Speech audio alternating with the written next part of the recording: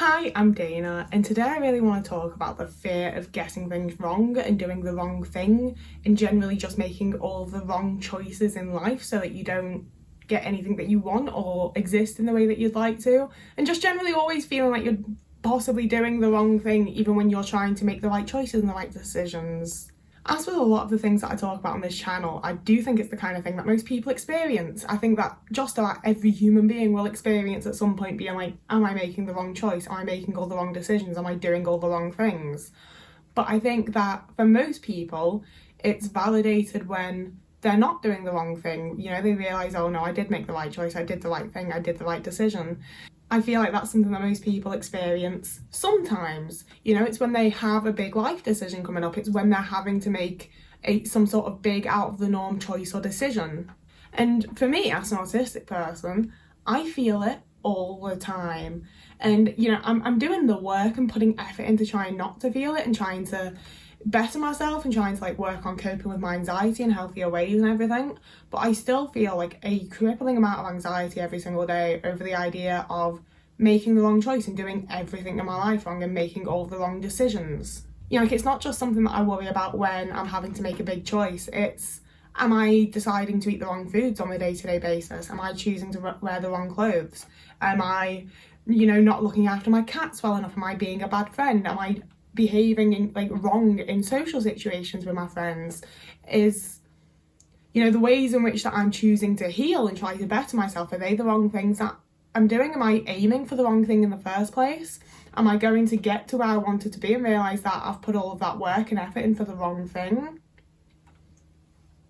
And like I say, I think that for a lot of people, that feeling is like tampered down and sort of negated a little bit when they do things and it turns out to be the right choice and they did the right thing and they made the right decision.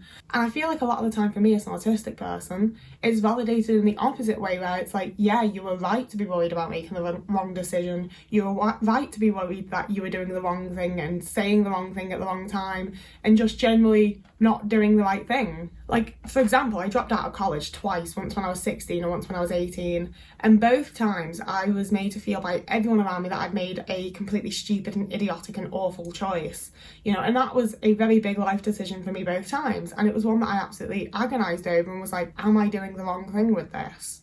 And it's a case of, I don't, you know, not to be dramatic, it's another one of those situations where I really don't know if I would have survived college. It was so overwhelming for me. That's the thing, is like, I thought for a long time that college had made me very depressed, and I realise now that it just put me into a massive burnout cycle. So I very much see it as like, I made the right choice for myself as a person, you know, like on like the level of, I didn't even know I was autistic at the time, which is why I thought it was depression. But I know that for myself and for my like survival, essentially, I made the right choice. But I also know that as someone who like really struggles to get a job, someone who is like, even with some of the people I consider to be friends, there's times where they very obviously think that I'm kind of stupid, and they definitely think that their intelligence is higher than mine because they went to college and they went to university and I dropped out. You know, there's definitely ways in which it was the wrong choice, and having gone to college and finishing my A-levels and possibly going to university would have been the right one and would benefit me in a lot of ways. But I don't know if I actually would have made it to the end of it, you know, I don't know if I actually would have survived to see the benefits of it. So a lot of the times it does feel a bit of like a catch-22, where it's like, if I'm making the right decision for myself in the moment, it's the wrong choice further down the line. If I make the wrong choice now, it's still the wrong choice further down the line. I don't feel like I've ever made like a good decision for myself in my life, honestly. And I think that a lot of that also comes from the 8 years that I spent in an abusive relationship, followed by the 1.5 years in a toxic one, you know, like, I don't choose the right people to be around. I mentioned in my video about autistic manipulators, that I'll link here, that a friend had essentially sort of betrayed me and really upset me and really hurt me after I really, really trusted them. Like, I clearly do not make the right decisions about people, and that means that, like, I've had my trust, like, severely damaged, and I now, even with people that I was getting really close to, have definitely like pulled back a bit and been like, no, I don't know if I trust you anymore. And it only takes like the tiniest of things to break my trust in a way that, like, you may as well have just murdered my cat, you know? Like, my trust is gone from the most minor, tiny thing that should just be a bit of an annoyance and not like a deal breaker. But for me, it is now, because I keep making the wrong choices, and I'm so scared of making the wrong choices again when it comes to people and trusting the wrong person. So like, I would say right now I have 2 people that I'm just like, I trust them unequivocally kind of thing. Like, I absolutely trust, you know, these are the people that I tell my deepest, darkest secrets to on the daily basis kind of thing. These are the people I go to when I have some sort of issue in my life that I want to talk about, because I don't currently have a therapist, and I know that I should be getting a therapist instead of putting that onto 2 friends. But also, like, you know, they're my people. And even though I feel like I do, like, inwardly fully trust them, I also know that I make the wrong decision on a lot of people. And there's been a lot of other people that I've trusted in that same, like, absolute, like, ride or die, I would trust this person in my life kind of way, only to have made the wrong choice in trusting them and have had that trust, like, broken and betrayed, you know? So it's this constant back and forth of, like, yeah, I trust this person, I love this person, but I don't trust them. I can't, like, I could be making the wrong choice again in trusting these people, and I'm terrified of that, you know? Because obviously, being scared of making the wrong choice at any moment, at any time, at any point in my life means that they're the people I go to bounce ideas off of and be like, am I making the right choice? Am I doing the right thing? Am I fucking this up? And I'm then reacting to whatever situation I've got based off of their advice and what they think. And as much as I trust those people and I'm like, yeah, I'm going to follow their advice and do what they think, what if they're the wrong people again? I shouldn't be trusting them, and I'm now fucking up the rest of my life that I've been trying to build into a good place. Because that's exactly what I did with my first boyfriend, you know? I trusted him completely. I did everything he wanted me to. I went out of my way to try and make him happy, and thinking that I'd made the right choice and I'd found the person that I was going to be with forever, only to then 8 years down the line realise that he'd absolutely isolated me from everybody else and completely destroyed my self-worth and self-esteem and self-confidence, and, you know, really fucked me up. And it was one of those things where, like, the original choice was just trusting him. Like, I only really made the one choice of, like, I'm going to be with this person and trust this person. And, you know, it was my first relationship. I was 16. I very much saw relationships as something where, like, you give your entire soul and body to this, like, heart, soul, body, mind. Like, everything becomes a part of this person together. You are the 2 of you now as one. And I don't see relationships like that at all anymore. But I very much did as a 16-year-old. So I made that one wrong choice. And as much as, like, I made the lots of little choices on the day-to-day to, like, stay with him and try to please him and allow him to really, like, crush my fucking soul and not leave him, I didn't notice all of those little choices and decisions along the way that were the wrong ones to make. I assumed that they would all be right because I thought that my first choice to trust him and be with him was the right choice. And it feels like, you know, it takes such a minor decision in life for everything else to fall to shit without you even realising that you've made the wrong choice and now everything else is going wrong. And that's what gets me into the place where it feels like every decision holds, like, the weight of the world on it, you know? Like, as someone who's lost a lot of weight and used to, like, be a size 22 to 24, I have the days where I'm like, I'm so scared of making the wrong decision of what to eat, because I know that there's, like, not that there's anything wrong with being fat, like, I don't want this to be a fat phobic video or, like, have any indication that being fat isn't okay, but also fat people are treated horribly and fat phobia is a thing, and due to that I don't want to be fat again. It does scare me a bit. That's my own internalised fat phobia, my own issues with my body and with society and everything.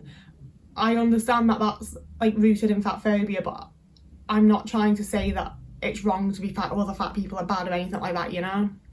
But because of the society we live in and the constant messaging we're given and everything else, I'm scared of gaining weight again. If I feel like I'm starting to gain weight, it really, really fucking bothers me. But I also didn't lose weight intentionally. I didn't gain the weight intentionally, you know, like, my weight's just something that sort of happens to me.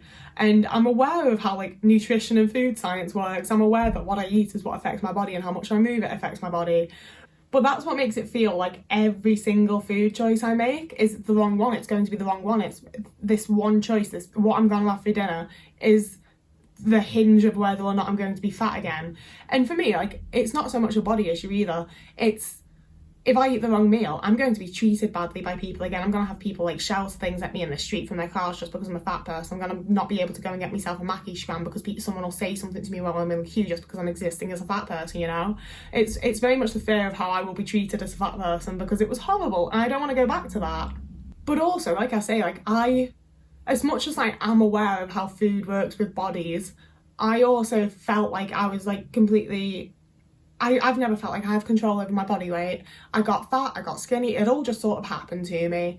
So it's one of those things where I'm like, I didn't know that I was making the wrong choices when I was getting fat, you know, like I'd always been a fat kid. But that's one of the most like minor parts of my life where I'm very like, I didn't know what wrong choices I was making until suddenly all of the wrong choices caught up with me and people were horrible to me for it, you know? And it was very much seen as my fault, and like, well, I'd made the choice to eat all that food and get fat. I then was praised for making the choice to lose the weight, even though I literally didn't put any effort into it. I just went vegan because like I think that people should be, because animals and blah blah blah. Like that's not the point of this video. But you know, like choices that I was completely unaware I was even making are things that have been like a very prominent part of my life. And like, if I wasn't even aware that I was making those choices to try and make the right ones, how many of them went wrong and I didn't even realise that I made the choice that then went wrong, you know? This is the shittest fucking analogy, but did anyone else ever used to play the pinball game? I mean, I know pinball's a real game, but I'm talking about specifically the Microsoft one, really. I feel sometimes like I'm the ball, and you get fired up and you bounce around all the little bits and you get boosted back up and you get kicked over here, and like I'm just bouncing around and it's like wrong choice, right choice, wrong choice, right choice, wrong choice, right choice, and like it's all happening so fast and so quickly that I don't know what the fuck's going on. I don't feel like I have any control of it, you know. I'm just being bounced around from place to place, and I've got to make these like split-second decisions, and they're all really important and really difficult. I don't know which one's the right one and which one's the wrong one, and it feels like everything I do is going to lead to some negative consequence, because it feels like that's what all of my choices in the past have led to. You know, I think a massive amount of that does come from being autistic. You know, it takes me months to process things, like weeks at a minimum, months at like a maximum. So like by the time, like if I'm given a week to make a decision, I will think about it and chew over it and mull over it and think of like every different thing and do my pros and cons list and make the decision. And then like 2 months later, I will have a new thought where I'm like, well, if I'd thought of that, I'd have chosen something completely differently. I see the whole situation completely differently with this extra bit of context that I've just processed. You know, so it doesn't feel like I'm ever given the option of making a decision with the full context that everybody else in the world gets. Like my brain just isn't caught up to that. I haven't picked up on all of the full context that has been given. You know, it's there for everybody else to read and pick up on and understand and process. I just haven't. But life happens at the pace that it happens at, you know. I don't have the option of being like, oh, I just need you to like wait 5 months so that I can mull it over in the back of my mind until the moment happens where I'm just like on the toilet or in the shower or making a cuppa and suddenly I think of a thing and I'm like, oh, this changes everything. You know, like that's not how the world works, that's not how life works. I don't have that option. So it doesn't feel like I'm able to like make genuinely like informed choices, honestly. You know, and that's not to say that like anything that's gone wrong that I like made the intentional choice for isn't my fault, because I didn't have time to process it. Like it is still my fault, I still made that choice. And you know, sometimes I definitely do process everything and still make the wrong choice, but there's definitely also times where I just don't have all of the context and the information that everybody else has, because it just hasn't gone into my brain for the way that it does for other people's brains. And that's where life just feels like super fucking scary, and like it just keeps happening to me, and it's a little bit terrifying, and I don't really enjoy a lot of it very much. And I'm gonna end this video on that very positive note, this really cheerful, nice video. I do have some actual cheerful videos coming up, and they will be posted on Thursdays and Sundays, because that's when I post videos here on my YouTube channel.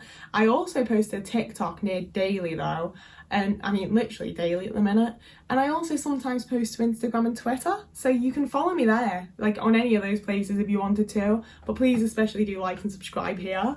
I also have YouTube members, Patreon members and Ko-fi, which will again all be linked down below in the little drop bar. So if you're not being absolutely fucked over by the cost of living crisis, you could donate me a little bit of money and that'd be really cool. But you don't have to, there's never any pressure, I get it.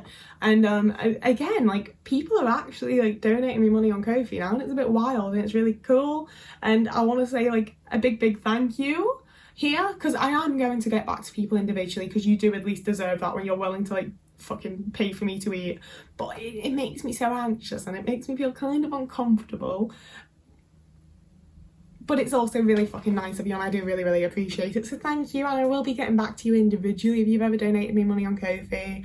I get back to people on Patreon lots. not lots. I'm going to be getting back to you on Patreon. I'm going to start doing live streams. It's going to be a whole little fun community over there as well. But this one is my favourite one, I won't lie. I love it over here. Thank you for following me. Thank you for subscribing.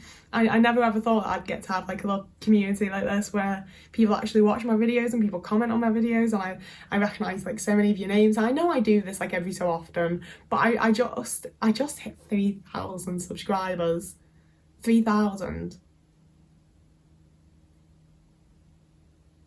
Like, I spent a solid like 4 years or something with this channel having 52 subscribers. I was proud of it too. I was like, I've got 52 subscribers, that's like double my high school class. And there's 3,000. It's absolutely wild, it's absolutely crazy. Thank you so much for following me. And yeah, if you haven't been already, there's 3,000 other people, so that should be enough bit of pressure, I suppose. My mouth's filled with spit and I don't want to talk anymore. Whoever you are and wherever you are, I hope you're having a lovely morning, evening, day, afternoon, week, month, year, and I'll see you again in a couple of days.